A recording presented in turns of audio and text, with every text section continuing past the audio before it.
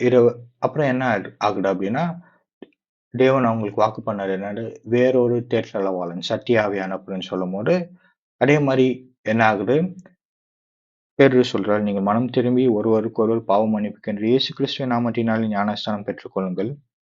அப்பொழுது பரிசுத்த ஆவியின் வரத்தைப் பெறுவீர்கள்." வாக்குத்தத்தமானது உங்களுக்கும் உங்கள் பிள்ளைகளுக்கும் நம்முடைய தேவனாகிய கர்த்தர் வரவிருக்கும் தூரத்தில் உள்ள யாவருக்கும் உண்டாயிருக்கிறது. வாக்குத்தத்தமானது உங்களுக்கும் உங்கள் பிள்ளைகளுக்கும் தூரத்தில் உள்ள யாவருக்கும். வாக்குத்தத்தம் என்ன வாக்குத்தத்தம்? பரிசுத்த ஆவியின் வரத்தைப் பெறுவீர்கள். இயேசுவின் நாமத்தினாலே.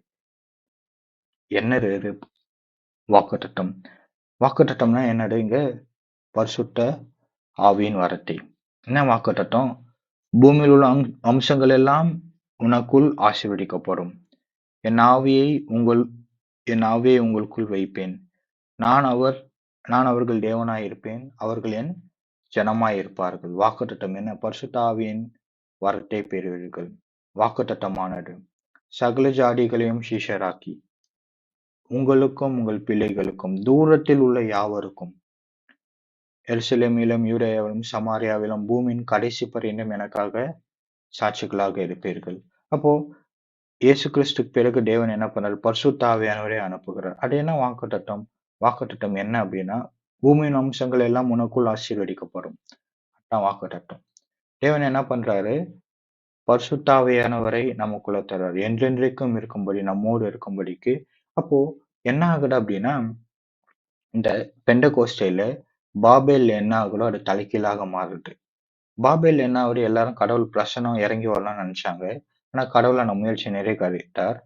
அதுக்கப்புறம் என்ன ஆகுது? அவர்களோட மொழிகள் எல்லாம் சிதறி அடிக்கப்படுகிறது. ஏன்னா, அவங்க நமக்கு பேர் உண்டாகணும், பேரா உண்டாக பண்ணுவோம் அப்படின்னு சொல்லிட்டாங்க.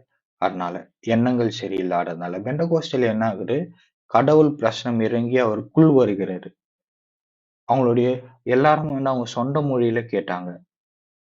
அதுக்கப்புறம் என்னாச்சு? அவர்கள் உலகம் முழுவதும் தங்கள் சொந்த இடங்களுக்கு சிதறி போனார்கள். மாத்திரமல்ல, தேவனுடைய பிரசனம் அவர்களோட போனது. அதனால என்னாச்சு? திருச்சபையின் மூலம் உலகில் தேவனுடைய நாமம் நிலைநாட்டப்பட்டது. தேவனுடைய நாமம் பிரஸ்தாபப்படுத்தப்பட்டது.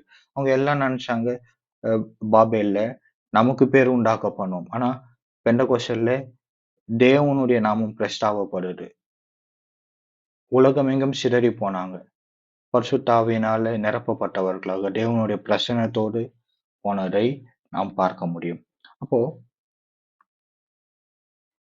உலகமெங்கும் சிதறி போனாங்க. பரிசுத்த ஆவியினால் நிரப்பப்பட்டாங்க. தேவனுடைய பிரசன்னத்தோட போனாங்க. அது வாக்குத்தத்தமானது உங்களுக்கும் உங்கள் பிள்ளைகளுக்கும் தூரத்தில் உள்ள யாவருக்கும். அது என்னது? அதான் பரிசுத்த ஆவியின் வரத்தை பெறுவீர்கள். அதுதான். அப்படின்னா என்னது? பூமியில் உள்ள அம்சங்கள் எல்லாம் உனக்குள் ஆசீர்வதிக்கப்படும். இதனால்தான் பவுல் சொல்றாரு, நான் அவர்களுக்குள்ளே வாசம் பண்ணி, அவர்களுக்குள்ளே உலாவி, அவர்கள் தேவனாய் இருப்பேன். அவர்கள் என் ஜனமாய் இருப்பார்கள். இது நம்ம பார்த்து இருக்கிறோம். என்னது இது? இதுதான் உடன்படிக்கையின் வார்த்தைகள். உடன்படிக்கையின் வார்த்தை நம்ம நிறைய வாட்டி பார்த்திருக்கோம்.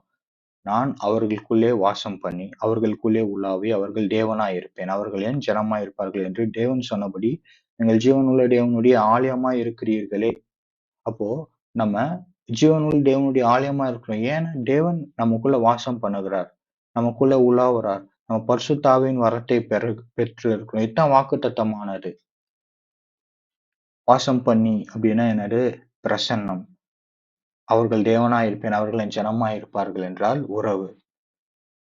ஆபிரகாமுக்கு உண்டான ஆசீர்வாதம் கிறிஸ்து இயேசுவினால் புறஜாதிகளுக்கு வரும்படி ஆவியை குறித்து சொல்லப்பட்ட வாக்குத்தத்தத்தை நாம் விசுவாசத்தினாலே பெறும்படியாகவும் இப்படி ஆயிற்று. The blessing of Abraham might come to the Gentiles so that we might receive the promised spirit. ஆபிரகாமின் ஆசீர்வாதம் என்னது? We might receive the promised spirit. அதுதான் வாக்குத்தத்தமானது. உங்களுக்கும் உங்கள் பிள்ளைகளுக்கும். ரொம்ப முக்கியம். அது வெறும் யூதர்களுக்கும் யூதர் பிள்ளைகளுக்கும் மாத்திரம் கிடையாது. யூதர்களுக்கும் யூதருடைய பிள்ளைகளுக்கும் மாற்றம் கிடையாது. நம்முடைய தேவனாகிய கர்த்தர் வரவிருக்கும் தூரத்தில் உள்ள யாவருக்கும். எருசலேமிலும், சமாரியாவிலும், யூதேயாவிலும், பூமியின் கடைசி பரியந்தம். அதுதான் நடக்குது.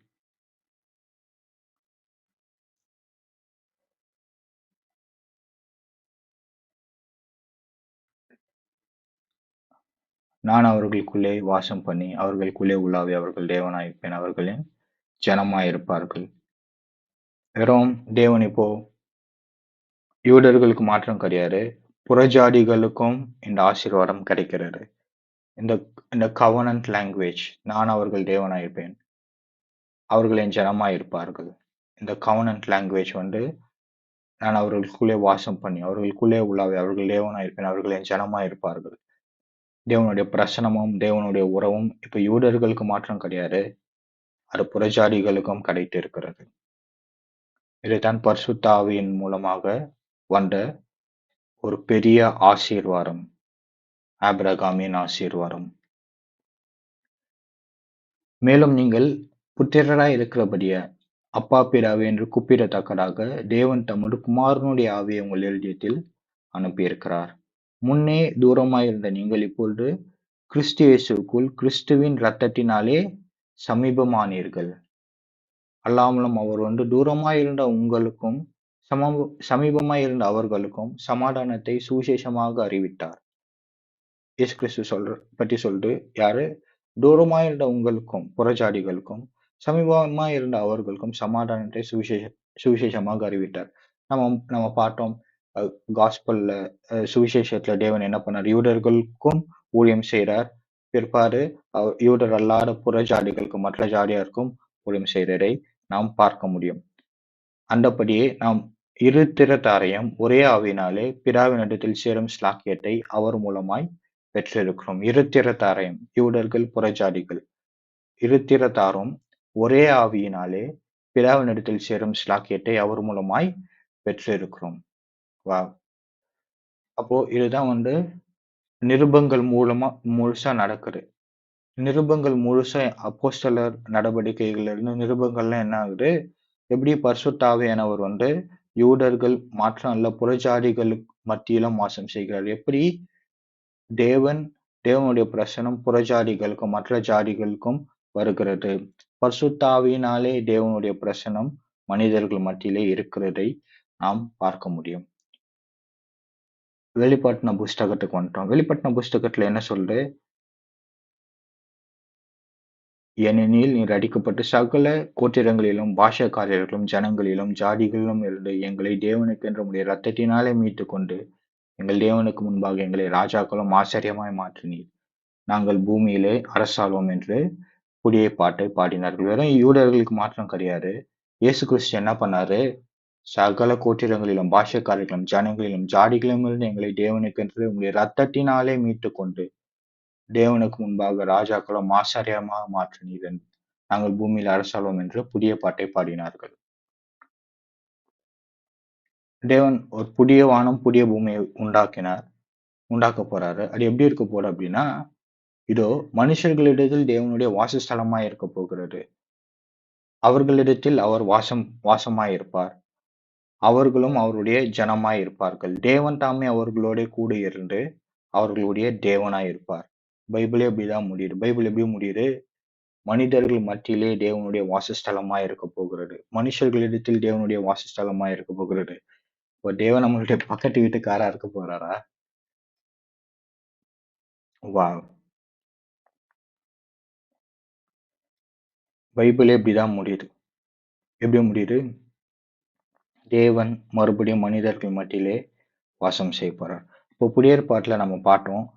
தேவனுடைய பிரசனம் இயேசு கிறிஸ்து மூலமாக மறுபடியும் மனிதர்கள் மத்தியிலே வந்து தங்கியது. எல்லாரும் அவருடைய மகிமையை கண்டார்கள். இப்போ அதுக்கப்புறம் என்ன ஆச்சு? பரிசுத்த ஆவியினாலே யூதர்களையும் புறஜாதிகளையும் தேவனிடத்தில் சேர்த்திருக்கிறார் இயேசு கிறிஸ்து. நம்ம அப்புறம் வெளிப்படுத்தின புஸ்தகத்துல பார்த்தோம். புதிய வானம் புதிய பூமியில தேவன் மறுபடியும் மனிதர்கள் மத்தியிலே தங்க போகிறார். கடவுள்